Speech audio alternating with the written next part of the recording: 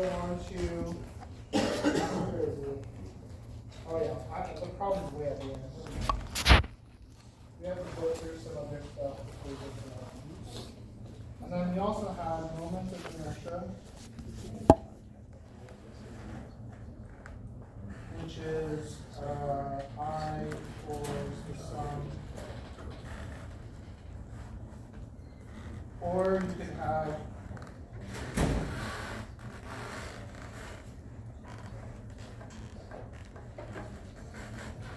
and we're going to talk about torques today. So if you call, I always bring this up just as an example of why cross product. So often this is called a torque, but since most of you are engineers, you'll probably hear it called a moment. Those being the same thing. So when you say the moment of inertia, the inertia actually appears in this. We'll derive this, but you'll find it's I alpha. Right? So that's where the whole moment of inertia, the whole moment terminology comes in. A moment in engineering is just a rotation. So that's what that is. Alright, so let's continue with some examples of how to do this, right? If you remember, we have some mass, let's say a rod, for example, rod. What's the first symbol? The full moment of inertia? Yeah. Is that what you know? Is that what you're going to ask? And, also we talked right at the end about parallel axis theorem, which I am going to talk about mainly all day today, probably, and going forward. So assume you're rotating around here. Like that. Choose this point L. How do we find the moment of inertia? Well, we're going to assume some things. We're going to assume a linear density and L, right? And this, if we were to convert it, would be rho. I'm going to use, actually, yeah, I'm going to use DL. I'm using a little L for a variable, capital L for total length. So we go with capital L. I want to find the moment of inertia, right? So I just calculate it. Here I picked this as my where I'm rotating about, so I'm just going to put Cm for center of mass. This Cm equals integral dm r squared.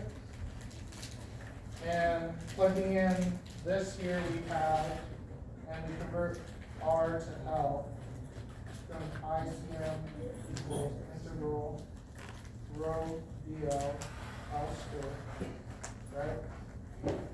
And then this here is constant, so we're assuming continuous density.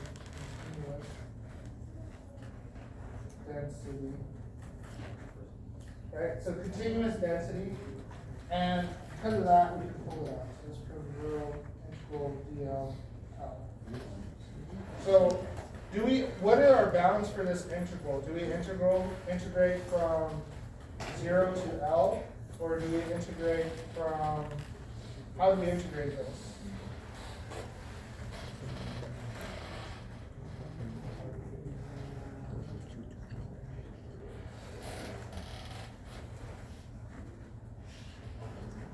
Does anyone know?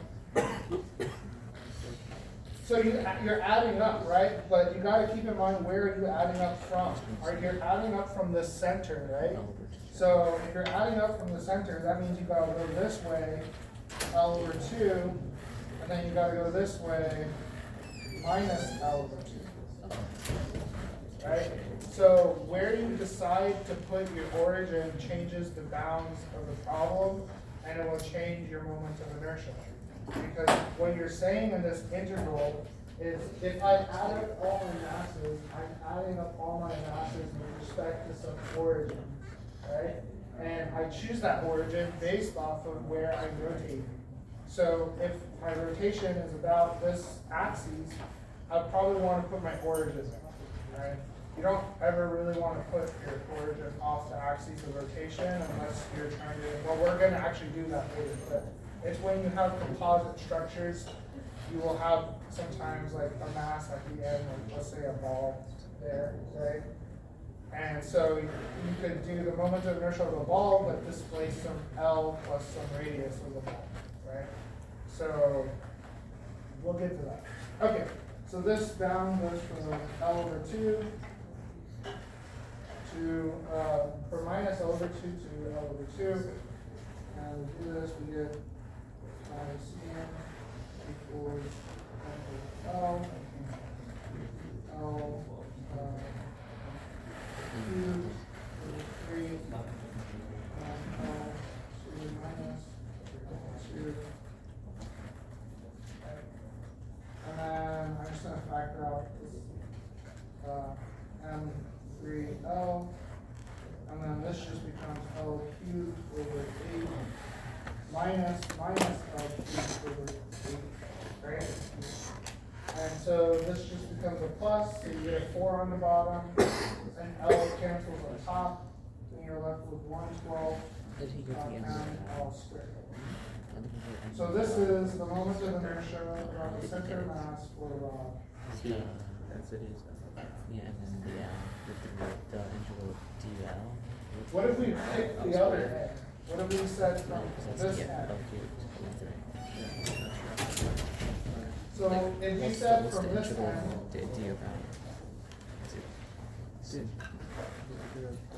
right?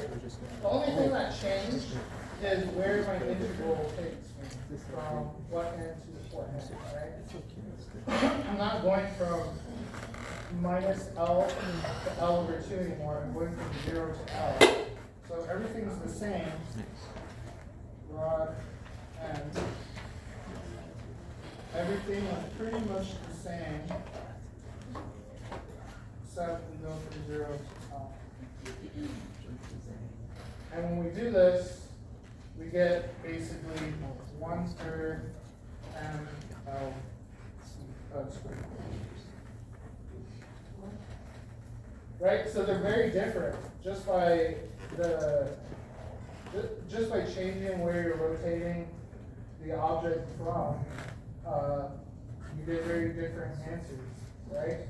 So, well, we could have done this by just doing the parallel axis theorem, right? So I rod, or let's call this point P, IP is equal to ICM plus the total mass and its distance displaced, right?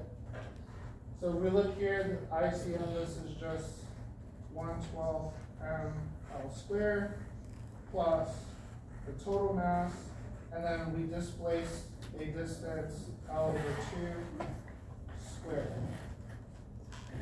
Right? And we just factor everything out. This becomes 1 over 12 plus, let's see, this is 4, 3 over 4 mL squared. And if you add these together, this becomes 1/3 mL squared.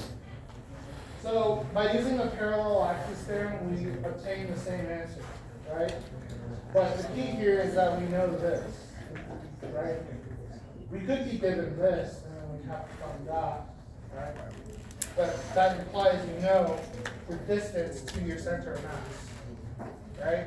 So how do we calculate distance to center of mass? Does anyone remember the formula? It was RCM equals the sum MI vector over the total mass, right? So here we were already at the center of mass and we've displaced it some distance d, right? But if you didn't know this distance d, you have to find it, right? By calculating this and then locating it along here, right? Okay. We'll get into that later. It's important because let's say we had a pendulum. Well actually, we'll talk about when we get a pendulum. I want to prove this parallel axis theorem now. Your book does it all right, but it does it for a case that is discrete. I want to do a a continuous case, and then kind of just keep things general so that there's no restrictions on top. So let's say you have some object mass, and let's say center mass was here. And you have this R prime pointing to some little mass out here. If I were to do the inertia from this, it would just be the integral over the sum times this R prime squared, right? But let's say I pick a different point. I pick a point P. Let's call this R. If I did it from point P, it would be the integral dm R squared. Just by definition, right? If I were to figure out what R is, I would need to know this displacement. And let's assume this displacement is D. And D is a constant displacement. Meaning it doesn't change relative to the 2 points, it stays the same. Alright? So in this case, you have that R is equal to R prime plus D. I'm actually going to draw the arrow this way, so it's easier. So plus. Right? Okay? So now I'm just going to plug everything in. I have IP equals integral dm R vector squared. Right? So you square this, we get R prime plus D squared. And then this integral dm R prime squared plus D squared plus 2 R prime D cosine theta. This theta is this angle.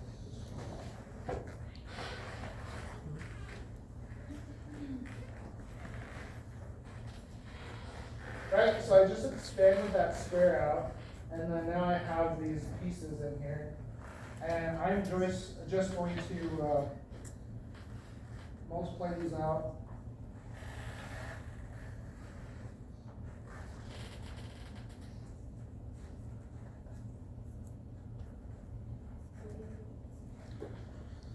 So by our definition up top, right, this here is ICM, right? This distance constant, so it doesn't matter in this integral, so this just becomes ICM plus, this integral just says total mass, right? So total mass d squared. But what about this integral with the cosine in there? Is that, what do we do about that? Well, we have to just think, right? We're going to be integrating all around a full circle. So theta is going to go from 0 to 2 pi. We have here a cosine. Somewhere in this integral, we're going to have theta. We're going to have something that looks like this.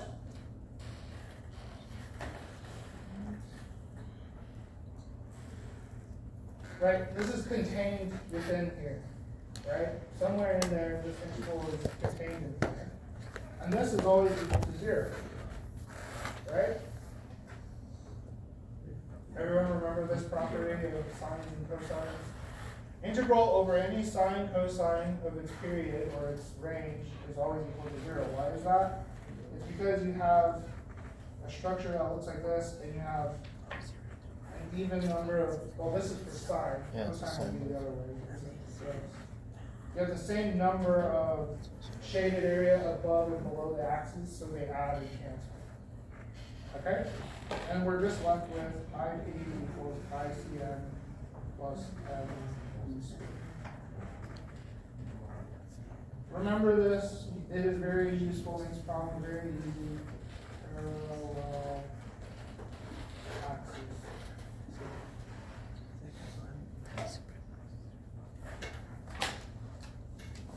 Okay.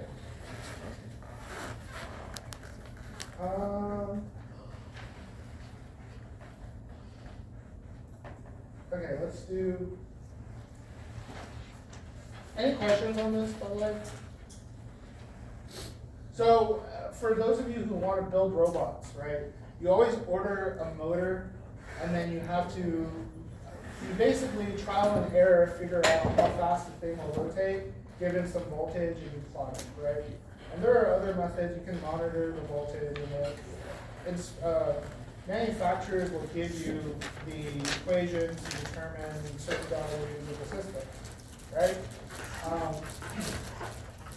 My point is any robot you work with, you're gonna have to calculate or reduce the problem into some simplistic arm motion. You have a ball joint and it's hanging, and a lot of it comes down to modeling a basic pendulum. So I wanna do that. Just go over the inertia of the pendulum. We'll return to it when we start talking about torque again. But let's do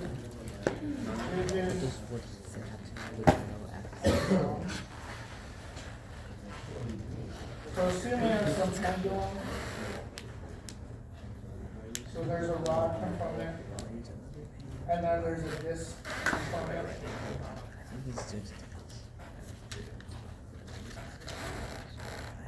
And then this disc has a radius R, the rod has a length L. And the question is, and this is, let's say, mass 1, mass 2, what is, and then we'll call this point P, what is IP? Alright, so it's rotating around this point here at the end. So we already know one of these, right? We could just start by definition. IP equals the sum of all the masses, R I squared. It might be really tempting to do an integral, or like, you would think that's where you would start. But if we look at this fundamental definition, all it's saying is we've got to add up the pieces and the distances.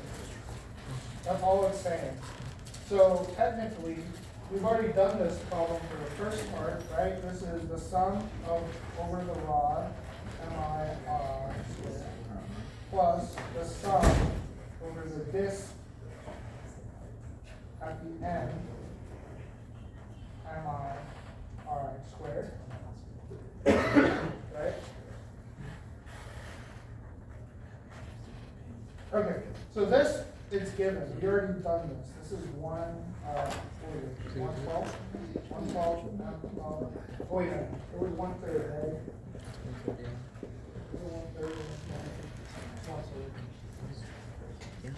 This is 1/3 ML squared plus the sum of this MI.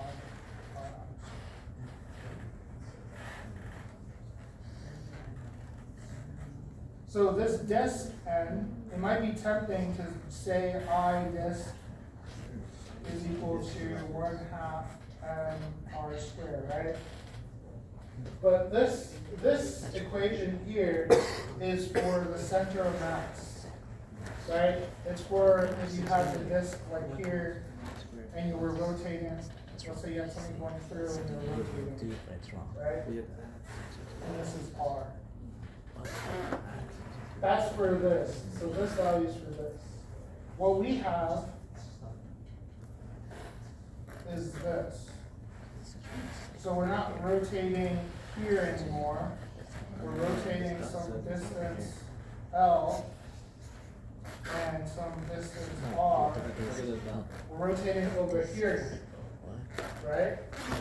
So this is our IP disk. Would be ICM disk plus its mass, which we said was M2, times or plus its displacement squared, or no, sorry, times its radius plus its displacement squared.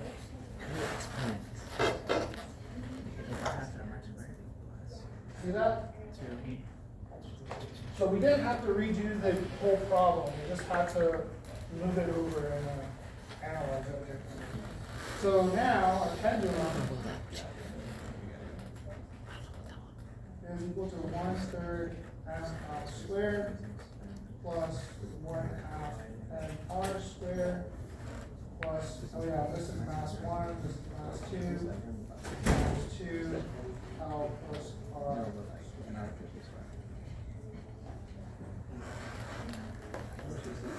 Right, and then remember, this is the pendulum, this is for the rotation about this point P. Right? You still, if this thing were to come loose, right, and it were to fall, or you were to throw it, it wouldn't rotate around point P, it would rotate around some center of mass here. So that's what I was saying. Alright, so you might be asked, what is the kinetic energy of the pendulum Like at some rotating height? like this. Right, so you have to rotating calculate like that. this. And then you might ask, what is, if this pendulum were to fall or rotate in some direction, what's the moment of inertia? So you take pendulum Yeah. and you Yeah. use I just didn't the know. parallel axis there. The z-axis. Just write it out again. The y-axis.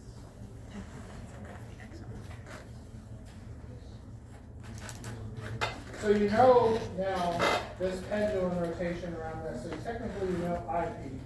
You know this. Right? All of that. You want to find this. Well, now all you need to do is find RCM. So you just need to find RCM. And then once you find RCM, you plug it in, and then you subtract it over, and then you now have ICM, or the pendulum. Right? So that's how you can go around and calculate stuff like this. In fact, what is RCM? Can anyone guess? 1/2. So let's just do it real quick. We have M1 and M2. Remember, everything can be treated as a point mass when you know the center of mass. We know the rod has a center of mass where the rod is at L/2, right? And then we know that this has a center of mass here at a distance of L plus R, right? So RCM is just M1 times its distance, right? Which is L/2. Let's just say x hat for now, so it's resting in the x direction. Plus M2 times L plus R x hat. All divided by M1 plus M2. Now square that, right? Square it, d squared, right? And then subtract it over, and now you have the pendulum center of mass. And you can reduce it. I will ask this on one of the examples. I'll ask this on the next exam, not the coming exam. So you'll be asked to find it for the pendulum, and then you'll be given a certain case where you have to use it. Okay? So I'd say study this and look at it and convince yourself that we can do this.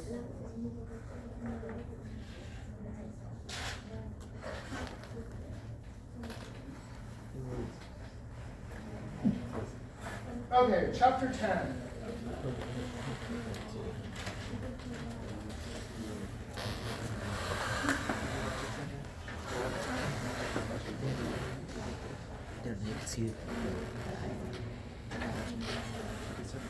Rotational motion.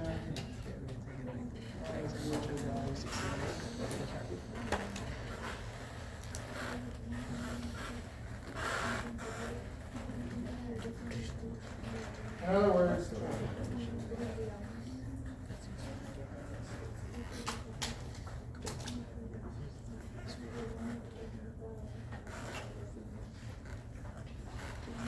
so let's use this example again. Let's say we have a pendulum, and let's say the center of mass is here.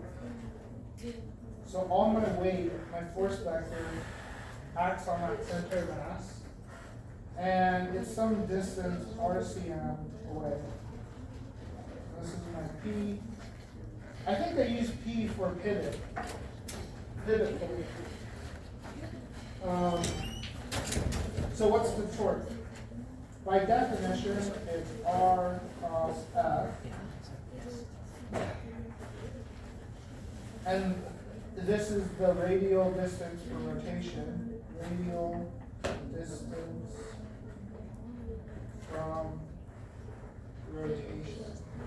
That is very important because some problems they'll give you a radius, but you will still need to know the radial distance, which is just some orthogonal projection of that radial vector onto the to the plane.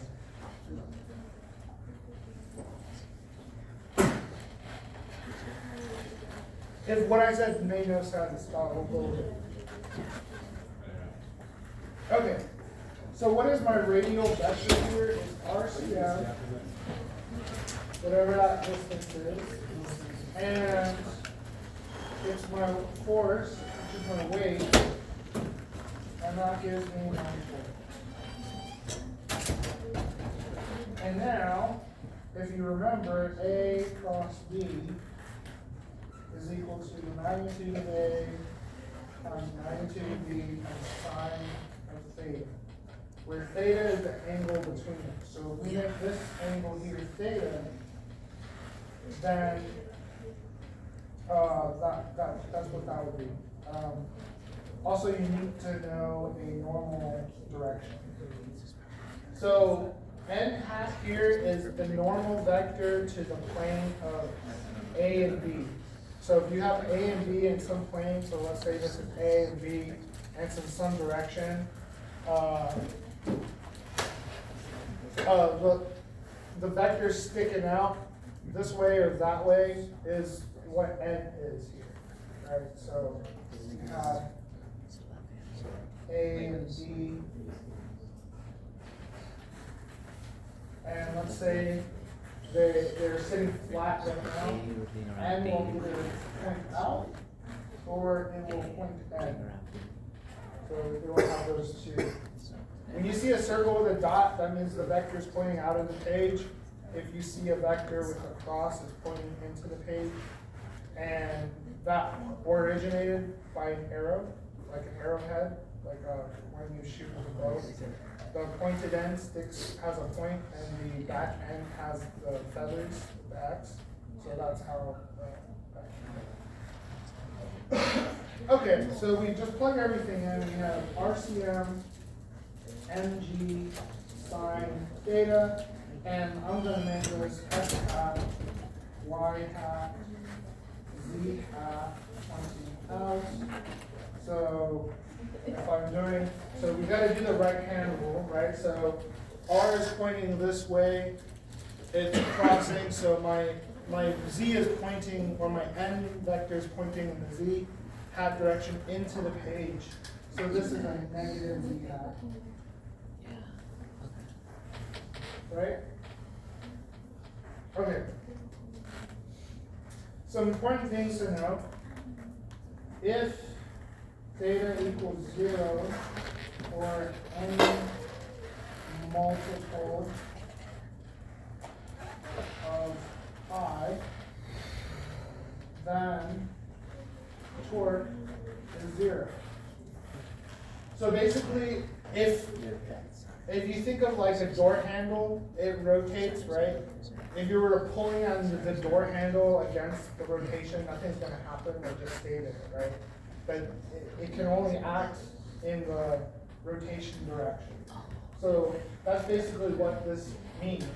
It's saying the cross product is a measure of how much this orthogonal component, W sine theta, how much that orthogonal component is acting on your arm. That's what the torque is trying to say. Okay. So, in other words, you could say the magnitude of the torque is just the radial times the tangent. So it's the tan. It's the tangent component, right? Because that's basically what we have here. This here is your tangent F tan.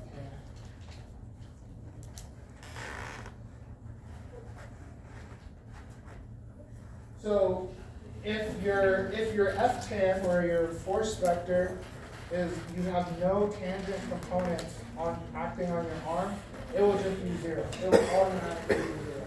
And a lot of times that's used in problems to make them simpler.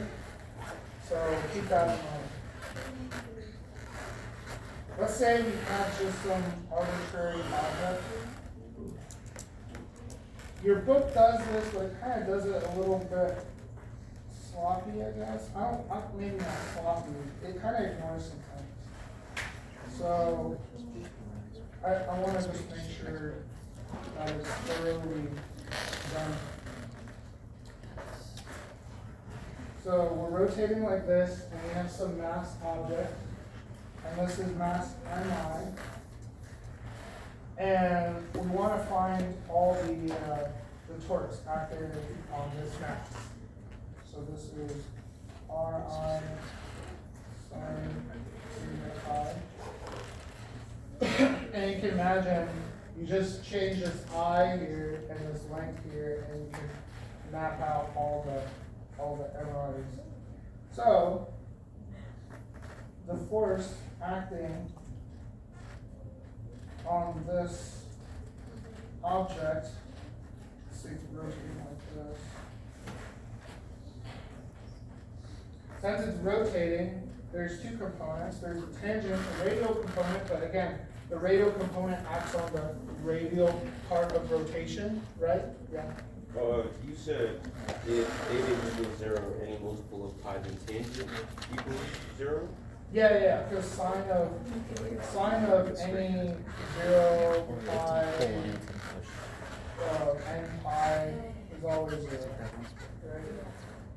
Sine of 0 is 0, sine of pi is 0, sine of 2 pi is 0, sine of 3 pi is 0, so on and so on, forever and ever and ever. Okay. We only want to know the force components that affect our torque.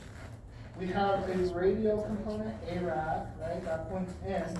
But again, this A rad it's parallel to my axis, my rotation, so it doesn't matter.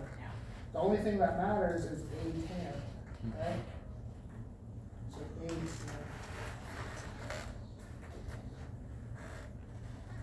So A tan I is equal to Ri sine theta I alpha. How did I get this? I used the A tan equals R alpha. Where remember, this is the radial distance. In the book, you won't have this. They won't put this here. They'll just say it's an R. Okay. Now we want to sum, or we want to know what the torque on the height is. This is just R I sine theta F I tan. Right? So this is the radial component times the tangent component.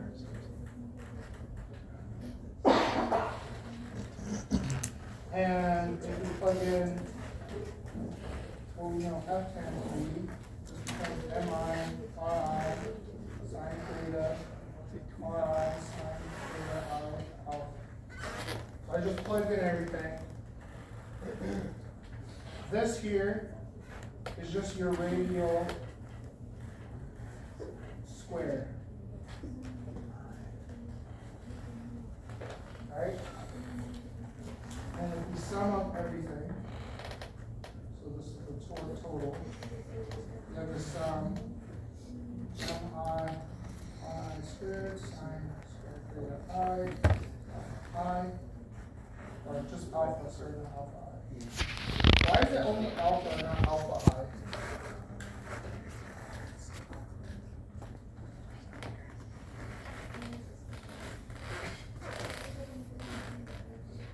because it's the same angular rotation for every particle. Every particle has the same angular rotation. It has the same angular frequency, so it's the same for everything. So there's no alpha I, there's only alpha. This here you should recognize as I. That's your moment of inertia, right? Your radial component squared times mi squared, and then this doesn't depend on the sum. So this just becomes I alpha. So your torque, if it's known on a mass object, is that.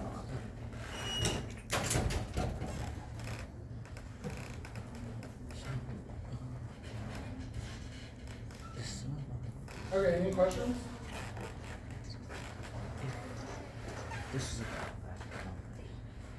Okay, let's do a little example. Like the mass of the thing, mass of the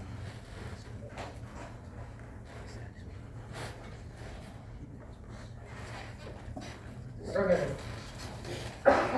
Let's do a little example. Let's say you have a wheel thing, and mass. Can you pull it down? W.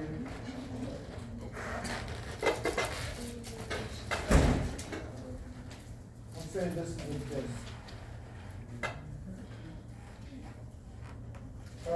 Let's say R is equal to 0.5 and is equal to 10 kilograms. And I think that's all we need. And the question is, what is the torque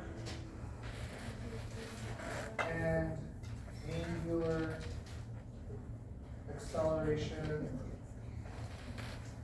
on the disk?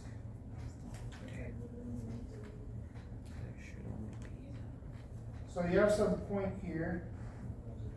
And now we're kind of changing the rules a little bit. Remember how there was a rule where you had a pulley system or a wheel, you kind of just ignored friction? Here we're assuming perfect friction.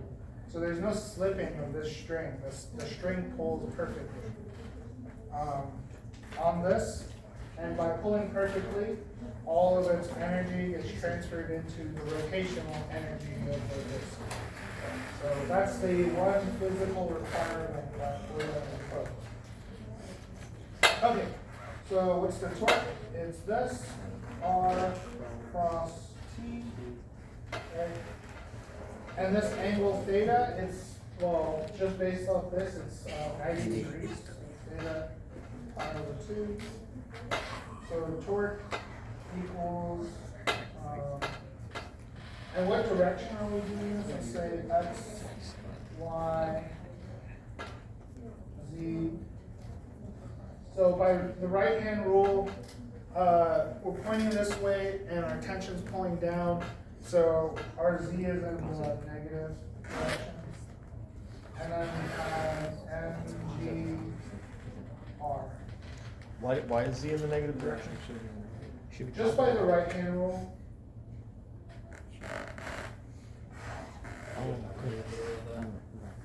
So you put your fingers in the direction of R, and then you curl your fingers in the direction of the force, right? So by curling it, so you gotta use your right hand. Yeah, you always gotta use your right hand. And then, so your thumb will point in whatever direction. So if our thumb points in, you can derive this, but if you remember, to derive the direction rule, you gotta take the actual full cross product. Does anyone remember what the full cross product was? Yeah, let's just actually, a quick reminder. A cross B, I, J, K, AX, BX, or sorry, AX, AY, AZ, BX, BY, BZ,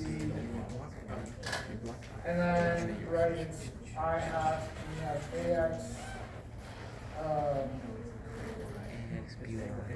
BZ? no, AY, BZ, minus AZ, by minus Oh, yeah. j, on and on, right? You can derive the rule for your right hand rule by taking this and then just imposing simple vectors, right? So, for example, vector that is only in x, y coordinate. Let's say we're just only in the x, y, right? So we have ax, 0, 0, and then let's say 0, by, 0. By looking at this, right, our first component, when we try to do this rule, it'll give us 0, right? Then we have minus, so it's I hat, j hat. And then if we look at our second component, again, if we do the rule, multiply across here, we should get 0, right? And then lastly, we have our last component. It's the only component that doesn't give us 0.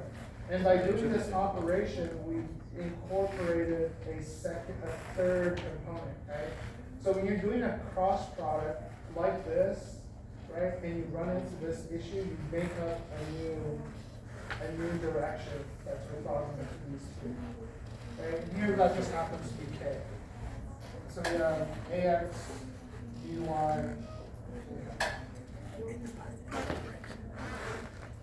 And this k just happens to be, has to be orthogonal to these two, because that's just how it's constructed, right? Okay, so back to the problem. So we plug in everything. This becomes 0.5 times 10 times 9.8, which is equal to 49 meter newtons. And then again, tau is equal to I alpha, right? And I for this is equal to 1/2 mr squared. And I believe if we plug everything in, this becomes 10 over 8 kilogram meters squared. Okay. So alpha is just short divided by I, which is equal to, I believe I get 39.2 radians per second squared. Right? So that's the answer to that.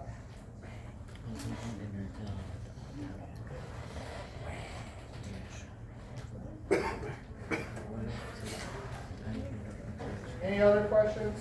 I just want to see the bottom when she I'm going to change gears a little bit. I want to go over the exam, or not exam, the quiz.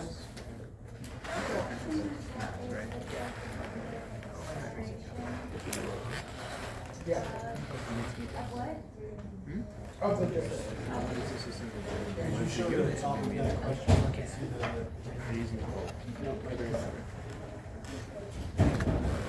So are we assuming that the disc is spinning clockwise? Well, we assume it's spinning in whichever direction the torque is telling us. Yeah, because We just So if you define, have the string on the other way, then you If- would point your fingers the other if X would be the other direction. one, then Z would be Rotate the that way. So now your rotation is the other way. In this scenario, the mass is moving down. Yeah, yeah. Okay.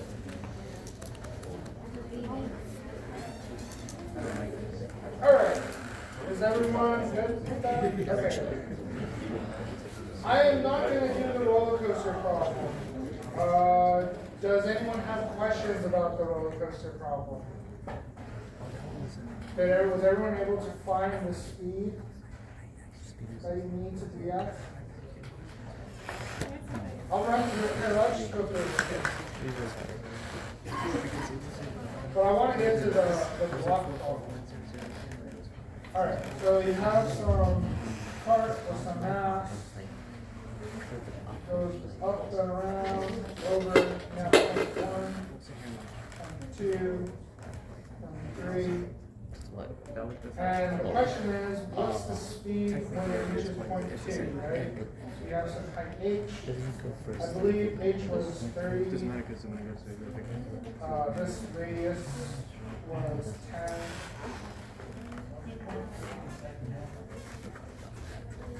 And the mass, I believe,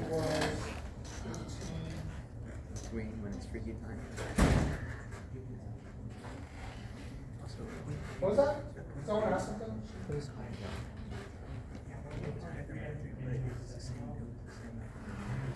Point three? Point 3 was 225. What about point three what? The point diameter was lower than point 3. Oh, you need the answer. I have no clue. I don't remember. We're gonna come up with That's it. what trippy. Okay, we're gonna calculate it with these values. So if these values are different from the quiz, then I'm sorry. What? 10.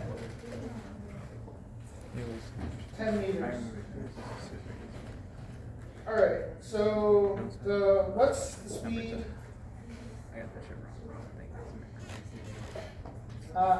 Two. Well, you can just do mgh, right? Mgh equals 1/2 mv squared. The masses divide out, and then you have v equals square root 2gh. If you plug everything in, this is about 24.25. And then I believe the next part was, what is that in energy? That's plugging everything in, 1/2 mv squared, or you could do mgh. I recommend doing mgh because those are all solid values. You don't have to worry about a square root. And if you do that, this is just 4.41 times 10 to the 5 joules. Right? And then the next thing was going from 2 to 3, you lose 10 kilojoules. Right? What How much do you need? is the speed at 3? This one you need to account for energy loss, right? So you know your total energy, right? It's this. But now you need to account for the energy loss, which is the work of gravity, right? So here you grab, which is 2r mg, right? It's 2r because that's the radius, right? And then we have work of friction, which is 10 kilojoules. What is gravity? We should equal to there. So you can subtract. 2.94 joules. Right, so the energy you need is going to be the addition of these two, right?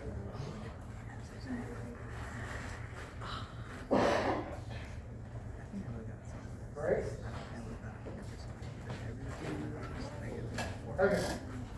So delta K needs to be equal to negative 304,000 joules.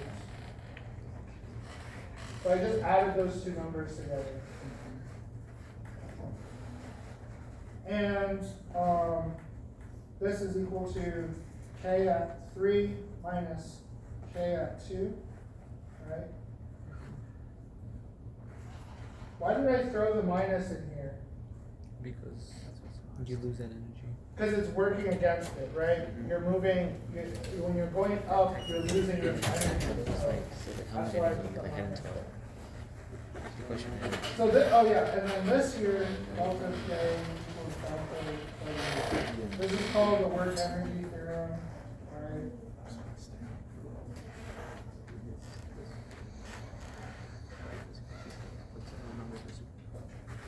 Okay, so when we do this and we plug everything in, we get that K has to be equal to 1.37 times 10 to the 5 joules, and this would give a speed of about 13.5.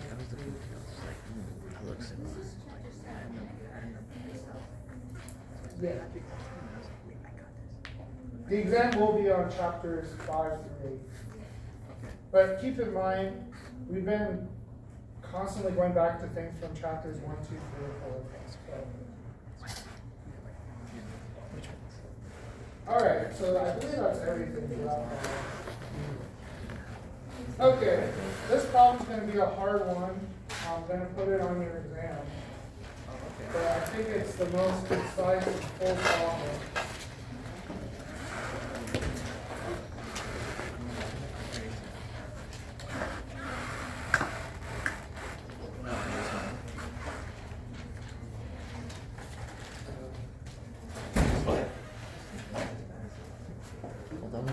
So you have mu k. So the thing is moving, there's some kinetic friction here, and then there's some static friction here. A, B, C. And the values we're going to use is US is equal to 0.7, k is 0.3, MA is 1 kilogram, MB is 2 kilograms. And the question is, what does MC have to be? What is the minimum mass you need so that everything moves with itself, right? So, how would you do this problem on your exam? Okay? I asked you derive an expression for x. Well, the first thing you would do is the sum of forces are the following. MA, right? And then you just go down and you list them, right? So MA, this would give us T, so make sure you draw everything as well. W, T,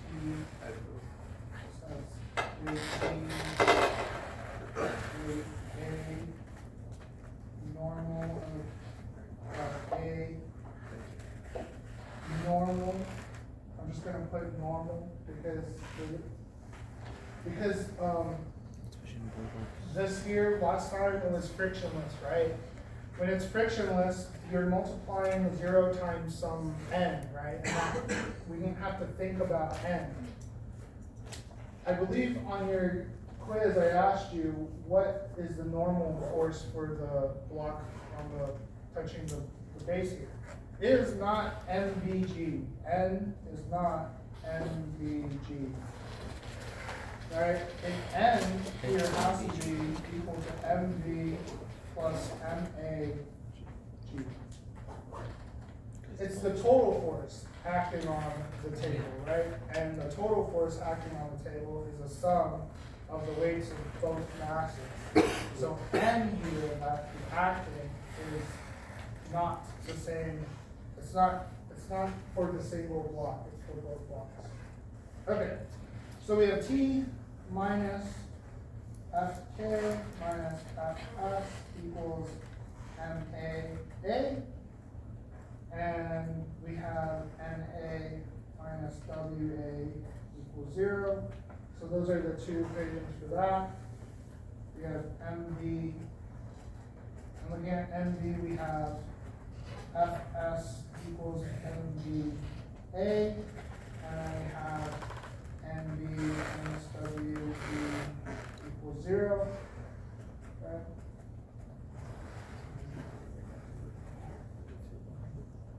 But we also need to consider the total N, right? So this was just for these two equations tell us that NA is equal to WA and NB is equal to WB. But we want N, which is equal to NA plus NB. And here that's just NB plus NA.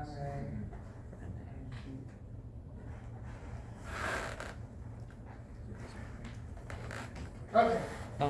That's very important that you impose this. This is an imposed condition. You can't just get it from somewhere. You actually have to. Professor, should it be for MB FK equals MBA, or aren't they mixed up? Or is MB for MA and MA for MB? Because I was just treating them as acting separate. But yeah, you're right. If you wanted to do this the right way, it would be n minus WB minus WA. You basically add, you're adding, right? It's just easier to think about them being separate and then imposing the condition at the end. But really, you're saying the same thing. No, I'm saying that like for Fs equals MBA, the box of M is not using kinetic aesthetic friction. It's using kinetic friction, no? For MBA, Fs equals MBA. Should it be Fk equals MBA? Oh, you're asking about this? No, the bottom one. This? No, the like for MB, yeah, that. No, because it's moving with it, Oh, okay. right?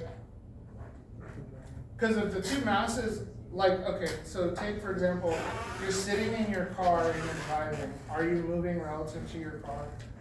No. Right. Yeah. So MA relative to MB is not moving. So you need to use FS, Okay. right?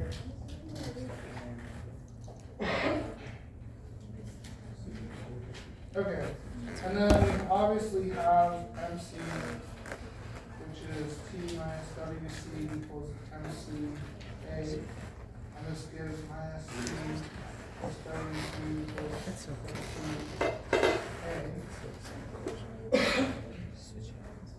I just put the negative over there. Okay. All right. Now, I want to add, let me label these. One, and then 3. So add 1 and 3, you get WC minus FK minus FS equals MA plus MCA.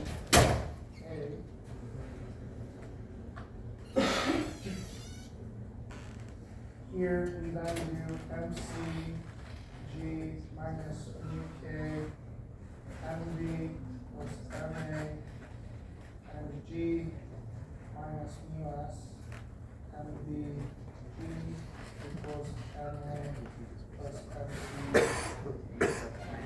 Yeah, here's that. LC's key mixed in with everything else.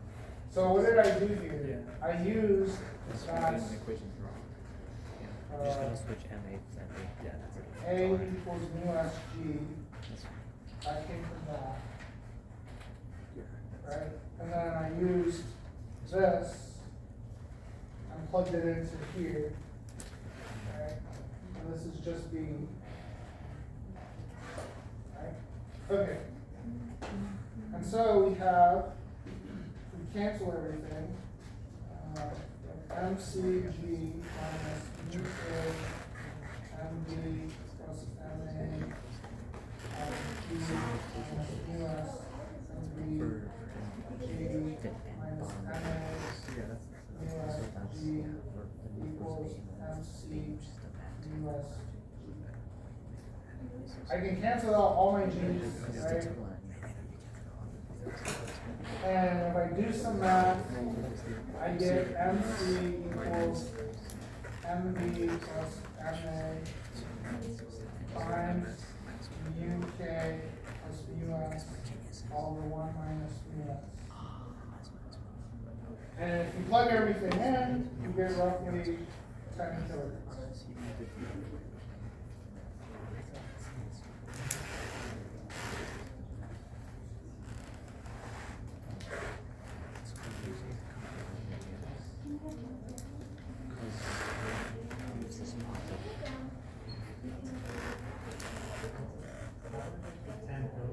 Oh, also, I think I got these flipped around. This is supposed to be A and B.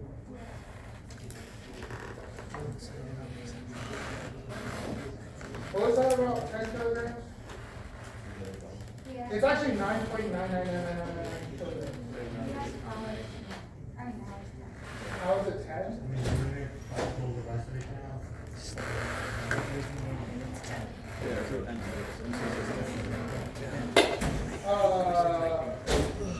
this is the minimum mass such that the top left doesn't move. So just move this every time. What was the question?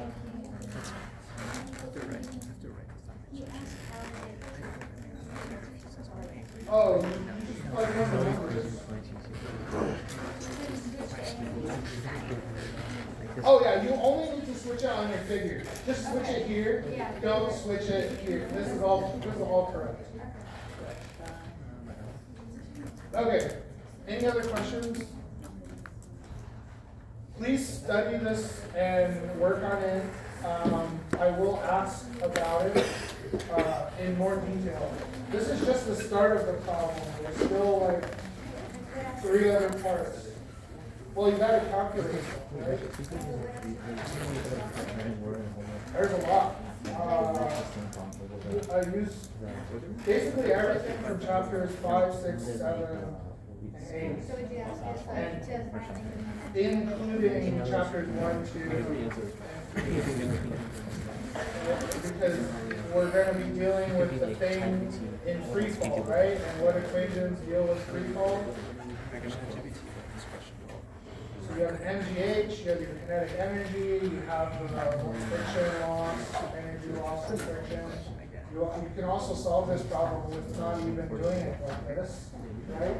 You can do this problem with energy and get the same relationship. And in fact, it's probably easier to do it with energy.